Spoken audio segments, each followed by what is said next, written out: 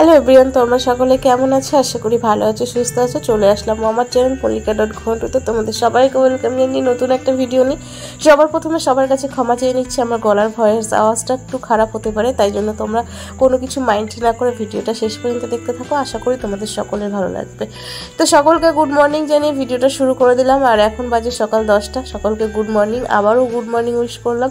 আর এখন দেখো আমি আমার পছন্দের একটা ব্রেকফাস্ট বানাচ্ছি। আসল কথা হলো আমি জানতাম না যে আজকে তোমাদের দাদা ছুটি আছে।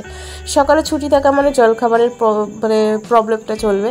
তা যাই হোক, সকালবেলা তোমাদের দাদা বাজারে চলে গেছিলো। আর আজকের ওয়েদারটা সত্যিই খুব ভালো, কারণ আজকের ওয়েদারটা এতটাই ভালো, বৃষ্টি হচ্ছে বাইরে ঝমঝম করে, আর বাইরে বৃষ্টি মানে খুব ওয়েদারটা খুব সুন্দর। আমার কাছে তো খুব সুন্দর লাগছে, কিন্তু সুন্দর হলে হবে কি, আমি বৃষ্টিতে ভিজতে পারবো না, কারণ আমার খুবই শরীরটা খারাপ। এখনও পর্যন্ত আমার শরীর ঠিক হয়নি, ঠান্ডা। তা যাই হোক, বৃষ্টি কবে সারবে জানি না, বৃষ্টি যেদিন ছেড়ে যাবে সেদিন আমারও ঠান্ডা সেরে যাবে। তা যাই হোক, সকাল সকাল আমি চলে আসলাম 1 কাপ লিকার চা আর হচ্ছে ডিম টোস্ট নিয়ে। আর সকালবেলা দেখতেই পাচ্ছ বিছানা এখনও গোছানো হয়নি, আমি সকালবেলা চা আর ডিম টোস্ট খেতে বসে পড়েছি।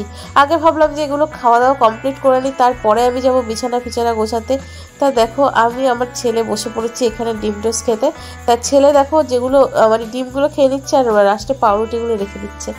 তা যাই হোক, আমরা এখানে ব্রেকফাস্টটা করে নিলাম। আমি তোমার দাদা ছেলে তিনজনে মিলে ব্রেকফাস্ট করে নিলাম। ব্রেকফাস্ট করে নিয়ে আমি চলে আসলাম বিছানা গোছাইনি, চলে এসেছিলাম মাসকাবাড়ি বাজার কিছু করে রেখেছিল তোমাদের দাদা, সেগুলো আমি কৌটো মানে সব কিছু বাজারগুলো আজার করলাম। আমরা আজার করা বলি, তোমরা কি বলো আমাকে সেটা কমেন্ট করে বলো। তারপরে বাজার থেকে নিয়ে এসেছিলো লাউ, সেই লাউটা আমি কেটে কুটে রাখলাম। আর তারপরে নিয়ে এসেছিলো চিংড়ি মাছ, লাউ চিংড়ি খাবে বলে চিংড়ি মাছটা আমি ভালো করে বেছে রাখলাম। আর তার সাথে করলাম লাউয়ের খোসাটা।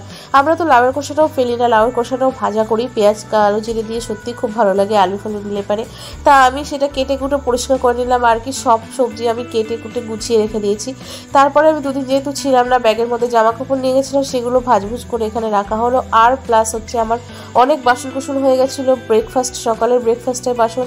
আর গতকাল রাত্রে যেগুলো বাসনগুলো ছিল সেগুলো তো আমি মাজতে পারিনি এত বৃষ্টির জন্য। আমি বৃষ্টিতে নিচে এখানে নামতে পারবো না দেখে তোমাদের দাদা কি করলো, বড় ছাতাটা এখানে টাঙিয়ে দিয়েছে। পেছনে দেখতেই পাচ্ছ যে আমার ছাতার একটা বড় লাঠি সাদা রঙের যেটা রাখা আছে, এটা হলো আমার অনেক বড় ছাতা, যে ছাতাতে আমি দোকান দিতাম আগে। আমার এই বাড়ির সামনেটা যে ফাঁকা জায়গাটা দেখতে পাচ্ছ কলের পাশে, এই জায়গাটায় আমার একটা ছোট্ট দোকান ছিল, আমি এখানে ফুল টুল বিক্রি করতাম। তা যাই হোক, তোমাদের দাদা সেই জন্য ছাতাটা এটা কেনা হয়েছিল। আগে একটা ছাতা কেনা হয়েছিল, সেটা ফেটে গেছিলো, ছিঁড়ে গেছিলো, অনেকদিন হয়ে গেছিলো, তাই তারপরে নতুন ছাতাটা কিনে দোকানটা আমাকে তুলে দিতে হয়েছিল, কোনো কিছুর বাধ্য হয়েছিলাম কারণের জন্য। তা যাই হোক, সেই ছাতাটা আমাকে টাঙিয়ে দিয়েছিল, যেহেতু বলছিল তুমি বৃষ্টিতে ভিজো না, কারণ বৃষ্টিতে ভিজলে তোমার আরও প্রবলেম হতে পারে, এই জন্য বড়ো ছাতাটা টাঙিয়ে দিয়েছিল। আমি সেখানে বসে বসে বাসনগুলো মেজে নিয়েছি। আর কিছু জামা কাপড় ছিল যেগুলো আমি ভিজিয়ে দিয়েছিলাম, কারণ আমি ছিলাম না দেখে তোমাদের দাদা একটা একটা করে বাইরে বের করেছে জামা কাপড়ের, প্রচুর জামা কাপড় সিঁড়ির ওপরে জমিয়ে রেখে দিয়েছিল। আমি বললাম বৃষ্টি হোক, আমি সিঁড়ির ওপর থেকে বাইরে বারান্দা থেকে জামা কাপড়গুলো মিলিয়ে দেবো, কোনো ব্যাপার না, আমি জামা কাপড়গুলো কেচে দিই। তাই টুকটুক করে বসে জামা কাপড়গুলো ভিজিয়ে দিয়েছি। আর এখানে দেখো আমার বিছানার ওপরে, তোমরা জানোই সকলেই যে আমার বিছানার ওপরটা খুব অত্যাচার হয়, তাই বিছানাটা আমার খুব অত্যাচার সহ্য করে। তাই আমি বিছানাটা কি করলাম, গোছাতে আসলাম। ঘরের মধ্যে এসে দেখি কি বিছানা গোছাবো কি, কারেন্ট চলে গেছে। তা আমি কারেন্টের অপেক্ষা করলাম না, কারণ কারেন্ট যখন এসেছে তার আগে আমার সব কাজ হয়ে গেছিলো, কারণ কারেন্ট আসতে প্রচুর দেরি হয়েছিল। জানি না কারেন্টটা কেন এরকম ডিস্টার্ব করছিল। আমার মোবাইলের ফ্ল্যাক্স যতটা ছিল ততটা, আর ঘরে একটা ছোট্ট চার্জার লাইট ছিল, সেই লাইটের আলোতে আমি এই ভিডিওটা শ্যুট করেছি, যে কি আশা করি তোমাদের সকলে ভালো লাগবে। তোমরা সবাই আমাকে, আমার কিছু করার ছিল না, এখানে কারেন্ট ছিল না, তাই ভিডিওটার ছবি যদি খুব খারাপ আসে তাহলে তোমরা একটু ম্যানেজ করে নিও। তা আমার মানে লাইটিংয়ের জন্য হয়তো ছবিটা খারাপ আসতেও পারে। তা যাই হোক, আমি এখানে বসে বসে বিছানাটা গোছাতে শুরু করে দিলাম। আর আমার ছেলে খুব পরিমাণে ডিস্টার্ব করছিল, আমার ছেলে, তাই জন্য ছেলেকে একটু বকাবকি করছিলাম। তা যাই হোক, তারপরে আমি দেখো বিছানাটা ঝেড়ে পরিষ্কার করে নিচ্ছি। আমার বিছানাটাই হলো সব থেকে মেইন। আমার বিছানা যদি পড়ে থাকে আমার খুব বিরক্তি লাগে, তাই আমি বিছানাটা আমি সবসময় চাই যে গুছিয়ে গাছিয়ে রাখতে। তা বিছানাটা আমি কয়েকদিন বাড়িতে না থাকলে ঘর দোরের অবস্থা না খুব খারাপ হয়ে যায়, তখন আমার না লাস্টে সেই আমাকেই করতে হয়।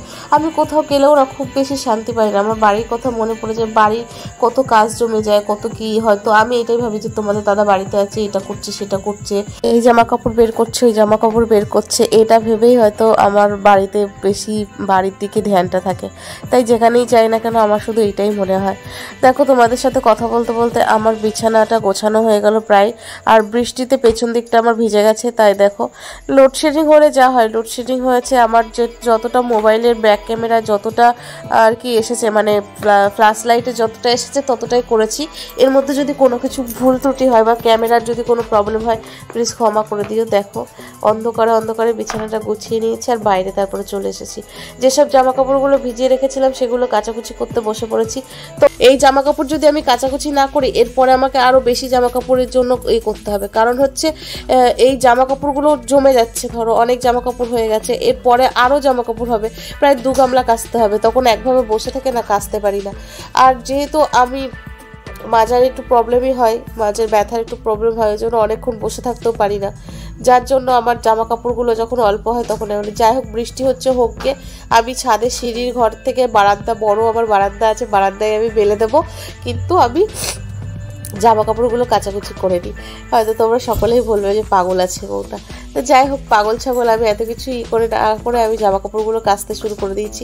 রাস্তা দিয়ে লোকজন যাচ্ছে, তারাও হয়তো ভাবছে এবার কি পাগলের পাল্লায় পড়লাম, বর্ষাকালে লোকে ঘরের মধ্যে রয়েছে আর দেখি রাজ্যের জামা কাপড় বের করে আর কি কাচাকুচি করছে, বিক্রি করছে, বলছি সরি।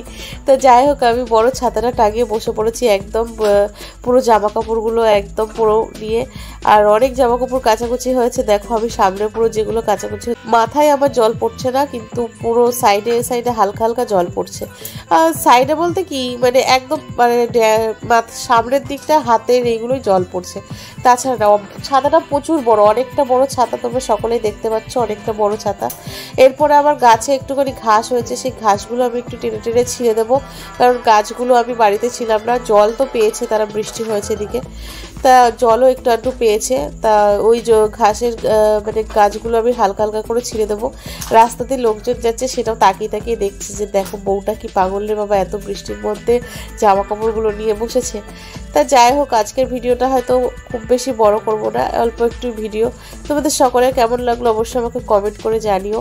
আমি লাস্টে এইটাই কাচাকুচি করে আমি এবার উঠতে চাই, কারণ আমার খুব ঠান্ডা লেগে গেছে। আমার গলার ভয়েসটা শুনে হয়তো বুঝতে পারছো যে আমার কতটা ঠান্ডা লেগেছে।